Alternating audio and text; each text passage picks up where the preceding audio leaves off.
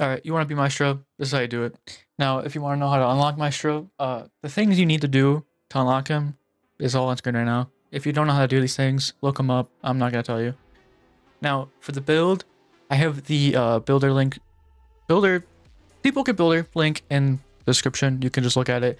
It's not optimized perfectly to beat Maestro, but it's that you really don't need a build to beat him. It's mainly just Silent Heart, so you take less damage, so you can survive longer. Sacred Field, because obviously you don't want to be eating all his damage at once, so you can last way longer in the fight. And then Shattered Katana, because it is a medium weapon, and you need to have 85 to not only do the fight, but 80 to actually equip the katana, so it just works out in your favor. It's also the easiest, in my opinion. I've heard people use it with guns. I think it's kind of a cheese, and I personally don't like cheesing stuff like that, unless it's like Kaido, because Kaido is not worth it.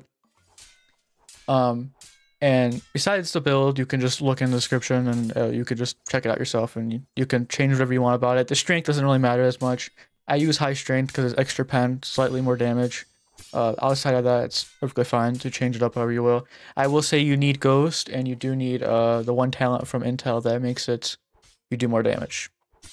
That's all you need.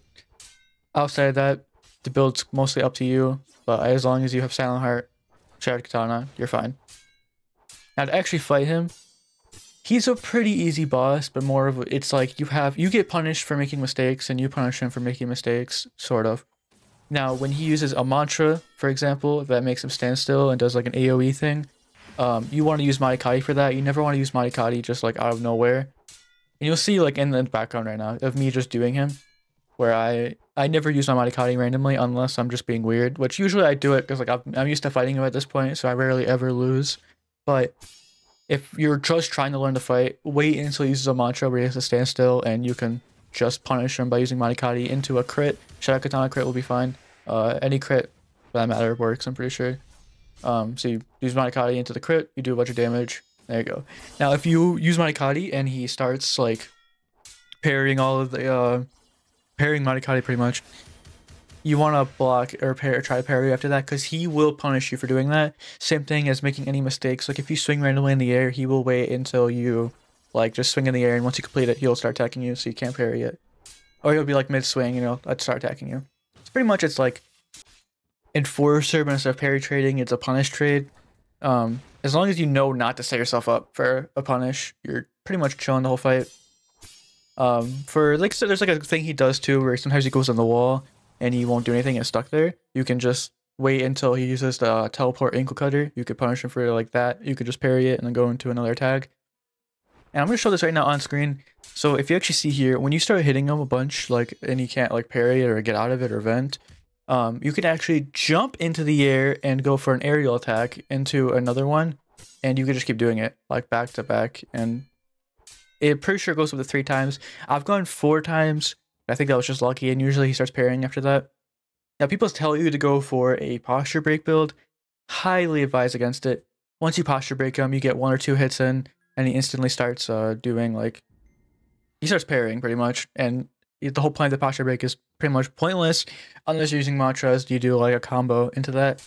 So if you're using like a build, let's say you don't want to use my build and you just simply want to use your own build, I would probably go for a posture build if you're not using mantras. If you just want to M1 him, my build, I'm telling you, it'll go a long way. It's an easy build to make. It's really just a Silent Heart Shadow Katana. You dump all your points into medium, and then you're pretty much set. For anything else during this fight, I'd say you just punish him during any mantra, like I said. When he uses the wind passage, you simply just walk out the way. There's like no point to doing it. When he does the 3 slashes, which I see a lot of people have like huge problems with it. It's supposed to be 2 parries and then a roll.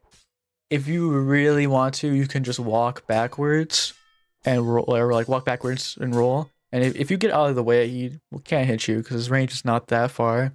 But if he does hit you, I'm pretty sure the range is actually increased. So if any of those things hit you, even if you roll, he still can pretty much hit you from anywhere.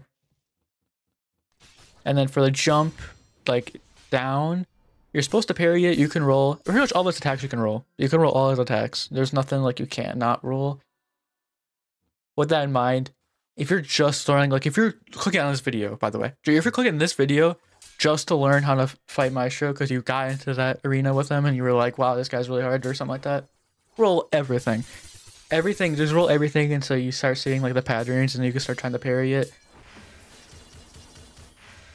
And if you're also just trying to learn them, get Sacred Field. It's honestly, it is worth it to waste idols of Yunshul on it just to get like to get Sacred Field, because it will change everything and make the boss fight so much easier for me. And now that I've learned them, you basically never see me use it and during the fight unless I'm expecting to take a lot of damage. Because he also does use combos. I believe he's the only boss that uses combos. I've not seen any other bosses do what he does. That's pretty much it. It's a simple thing. I did. Hopefully, I showed things on screen so you can get like a memo on what I was talking about. And yeah, there you go. Now if you be Maestro, there you go. You get a purple moon. You can use it. The weapon's pretty cool. I haven't used it yet. I know you can equip it on the build actually while you fight him. I'm just gonna save it for when I want to.